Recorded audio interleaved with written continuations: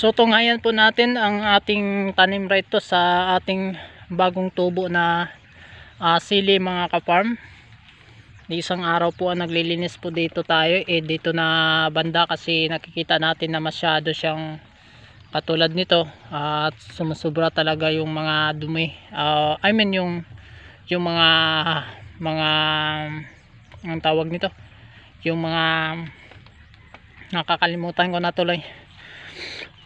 At dito po tayo magpipitas sa susunod na araw mga ka-farm. Ito po yung tinanim natin na pangalawang tanim na labuyo.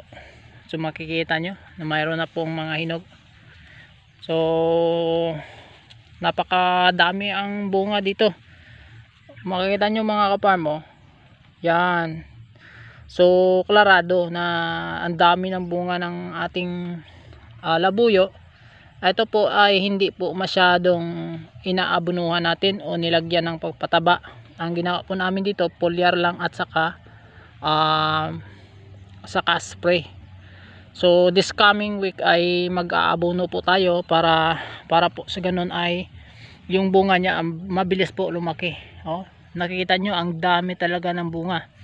So ito po ay nakakaiba kaysa una naming tinanim na labuyo na doon ay punong-puno sa pag-alaga.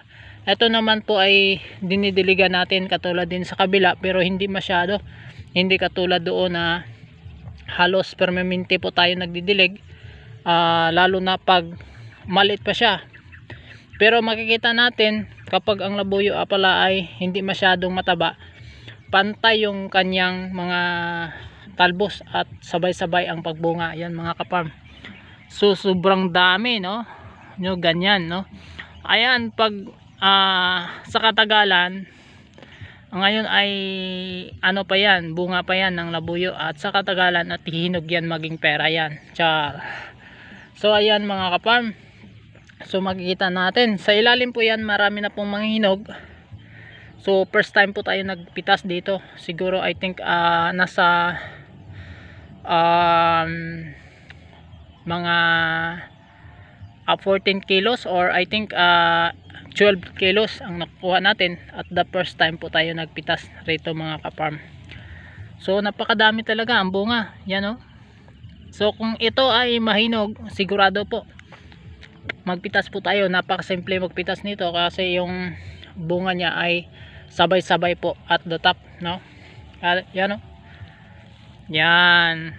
So napakadaming bunga, sobrang dami talaga, no? So sabay-sabay dahil po ay kanyang talbos ay pantay. Pag bumunga siya mga ka-farm ay talagang sabay-sabay siya.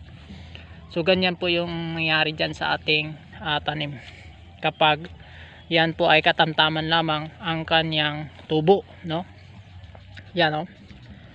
So next time papakita natin sa inyo kung sabay-sabay na yung hinog niya para klarado po at maganda po siya tingnan. So mayroon ng mga hinog. Ito po ay naglalaman ng area na ito ay sobra mahigit 1,000 yung tinanim natin.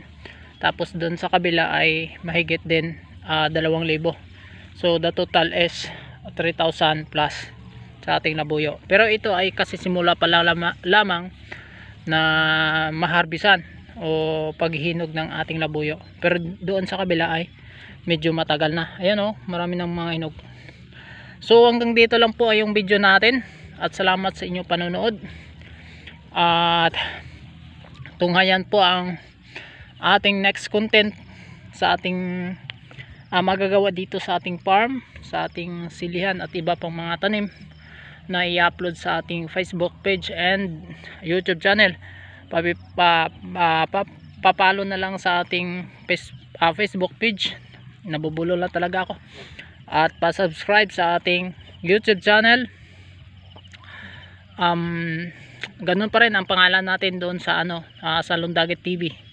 So para sa mga marami pang mga challenges or mga formative videos na patungkol sa pagtatanim o etc. Salamat sa inyong panahon at patuloy na pagsuporta, at God bless po sa lahat. And Magandang araw.